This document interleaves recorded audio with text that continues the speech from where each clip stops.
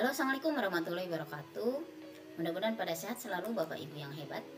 Video kali ini akan sharing bagaimana cara membuat laporan IKI pada TRK sebagai salah satu generate dari target SKP yang kemarin kita buat.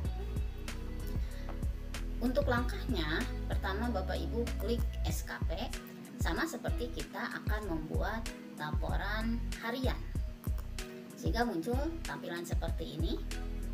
Untuk yang input aktivitas itu kita gunakan untuk melakukan laporan kinerja harian, sedangkan untuk membuat laporan IKI kita klik menu IKI dan target kinerja. Nah, Bapak Ibu jangan heran apabila IKI yang muncul pada bulan Januari dan bulan yang lainnya itu bisa jadi ada yang sama atau ada yang berbeda. Hal itu tergantung dari generate dari target SKP yang kemarin kita buat untuk setiap bulannya.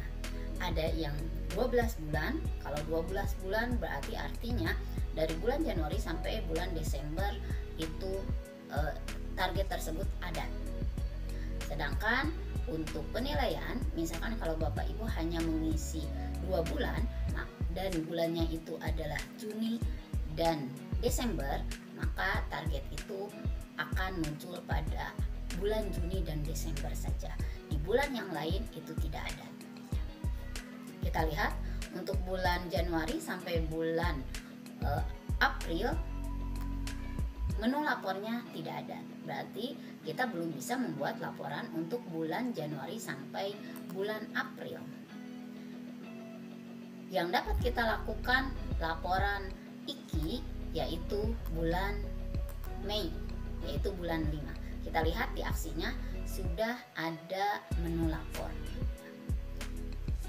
Nah, apabila Bapak Ibu kemarin itu tupoksinya sebagai pembelajaran, maka di bulan Mei ini akan muncul target jumlah jam pembelajaran, jumlah siswa yang nilainya minimal 60, kemudian jumlah siswa yang terbimbing, dan jumlah RPP ya, jumlah RPP karena untuk jumlah evaluasi itu kalau kita ngesetnya hanya 2 bulan berarti ada di bulan Juni dan di bulan Desember. Di bulan Mei itu tidak ada. Dan di sini juga akan muncul tupoksi lain yang kita setting, diantaranya masuk ke bulan Mei juga.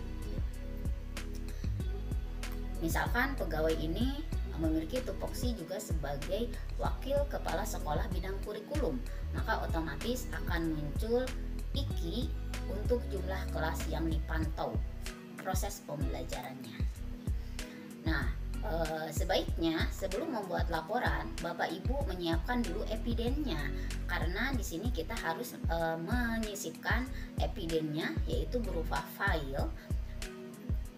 Untuk jumlah jam pembelajaran kita bisa menyisipkan eviden berupa SKBM, sedangkan untuk jumlah siswa kita bisa menyisipkan eviden berupa nilai, berupa daftar nilai. Ini karena jumlah siswa yang nilai pembelajarannya kurang dari 60, sedangkan jumlah siswa yang terbimbing ini bisa kita sisipkan eviden berupa daftar hadir, dan jumlah kelas yang terpantau untuk Wakaset ini bisa kita gunakan evidennya berupa laporan buku piket atau agenda dari agenda kelas ya.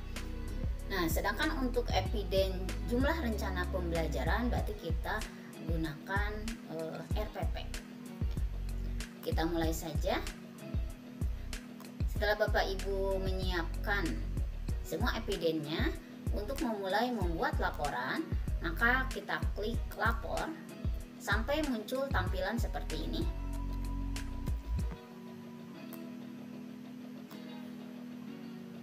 Pastikan dalam pengisian realisasi nilainya sama dengan target. Kita kopikan saja untuk meminimalisir kekeliruan. Kemudian untuk satuan targetnya juga sudah otomatis sama. Jadi di sini kita hanya mengisi target, mengisi realisasi sesuai dengan nilai target. Kemudian berikutnya kita tambahkan file. Untuk tambahkan file, Bapak Ibu bisa klik tambah file, atau Bapak Ibu juga buka Windows Explorer, kemudian diklik atau di drag epidennya ke kotak yang ini, kotak persegi ini. Tunggu sampai proses penguploadan selesai. Cirinya yaitu tulisan dari nama filenya itu tidak berwarna putih lagi, tapi berwarna hitam. Berarti artinya ini filenya sudah berhasil diupload. Kemudian ringkasan laporan kinerja individu di copy saja dari sininya. Dipaste aja di sini jumlah jam pembelajaran mata pelajaran Batik di SMA Negeri Cililin yaitu 40 jam pelajaran, misalkan seperti itu ringkasannya. Kita klik kirim, tunggu sampai notifikasi berhasil melapor IKI itu selesai, dan di sini akan muncul nama epiden, yaitu file yang kita laporkan. Target yang pertama sudah selesai kita laporkan. Berikutnya target yang kedua. Klik lapor sampai muncul tampilan seperti ini. Kita kita copy nilai targetnya, kemudian kita paste pada realisasinya agar tidak terjadi kekeliruan dalam proses pengetikan ya, karena apabila ada perbedaan nilai biasanya berpengaruh terhadap nilai nanti SKP-nya.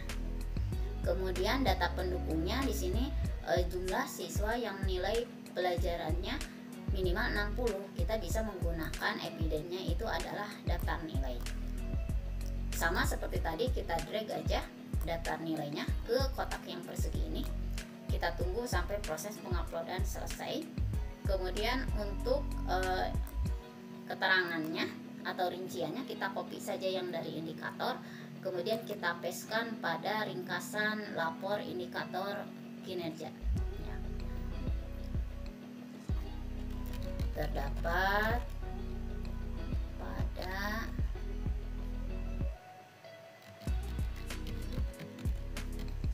atau Bapak Ibu juga bisa menuliskan di sini misalkan 100%.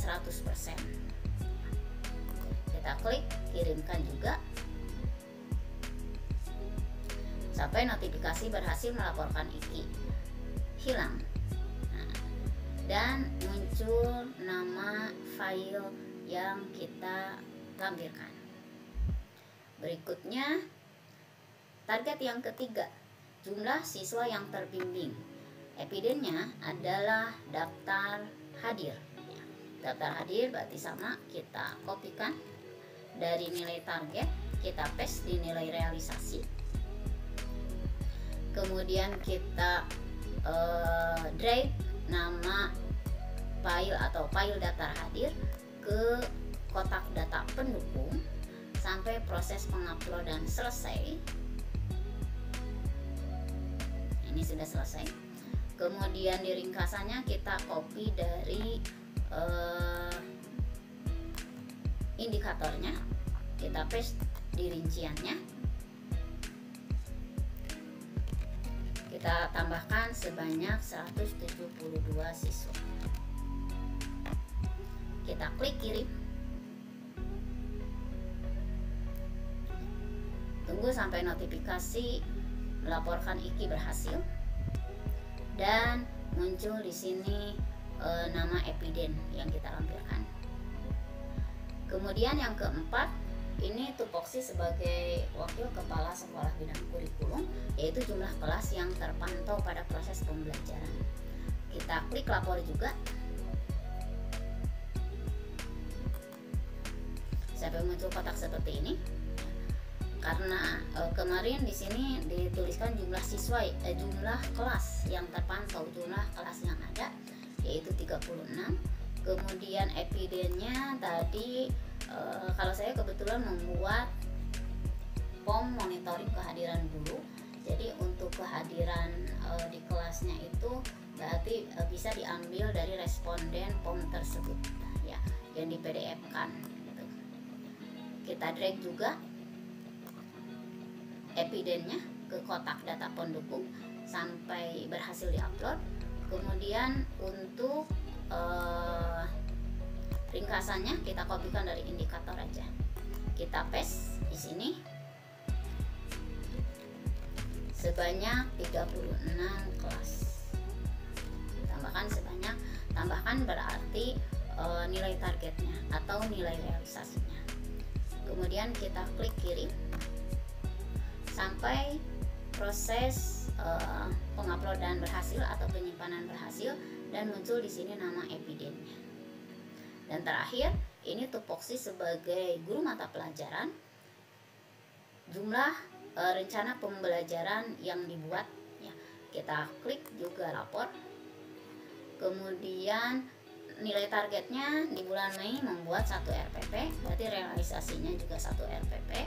Kemudian kita drag eviden RPP yang kita buat sampai proses penguploadan selesai. Kemudian kita copy bagian indikator yang kita isikan untuk ringkasan laporan indikator kinerja. Tambahkan sebanyak 1 RPP. Kemudian kita klik upload atau kita klik kirim. Nah, Bapak Ibu, kita lihat di sini evidennya semuanya sudah lengkap, file yang terlampirnya, berarti kita sudah melakukan lapor IKI, dan lapor IKI ini harus kita buat per bulannya karena ada kemungkinan ini akan berpengaruh terhadap nilai SKP yang nanti untuk tahun 2023, karena IKI yang ada di tiap bulan ini merupakan generate dari target SKP yang kemarin kita buat.